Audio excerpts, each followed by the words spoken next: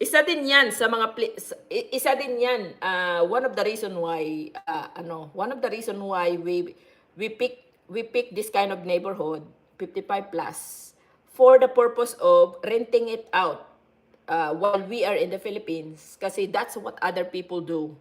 They rented out their place, like for example, when, nung mura pa dito, 10 years ago, super mura ang mga bahay dito sa neighborhood na 'to. Kasi medyo away na siya from maybe from Phoenix, so medyo mura dito. So 'yan ang ginawa ng mga tao. Bumili ng mga bahay dito tapos pinarirentahan nila 'pag winter. Kasi 'pag winter, people from the north and people from like Canada or like Dakotas, mga ganyan, they come down here. Dito sila dito yan sila mag-stay. Arizona, Florida, maybe parts south of California. Basta dito yan sila mag-stay during winter. Lalo na doon sa mga may mga kaya-kaya, yung mga retired na mga matatanda na may money.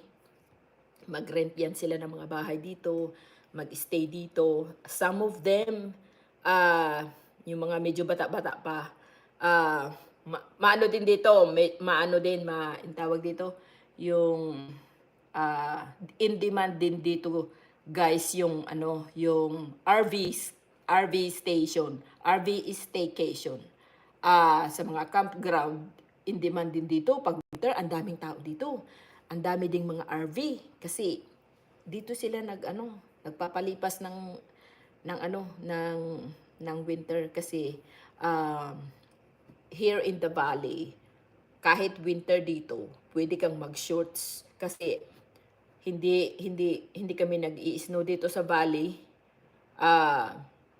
Yung temperature dito ay hanggang 68 to 70 degrees lang ang high during winter. Kaya yun. Dito okay naman sa amin, less crime kasi mayroon HOA tas 24/7 ang security. Oh, that's good. That's great, Sisi. It's very very kaya nga lang, Sisi, ang mahal lang talaga ng HOA. Yan din. Masakit din sa bulsa ang HOA. Oh my God. Pero okay lang kasi ang HOA namin dito ay trimestral yata. Hindi. Every half a year yata nagbabayad kami ng HOA.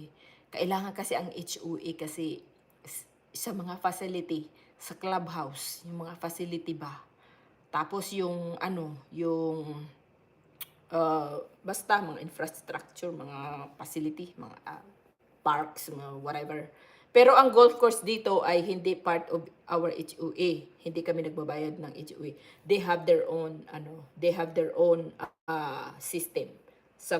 Kasi some other community, especially Sun City, some other parts ng community in like Nevada, California, mga bahay doon ay ang mga HOA ay part of nababayaran mo yung mga golf courses.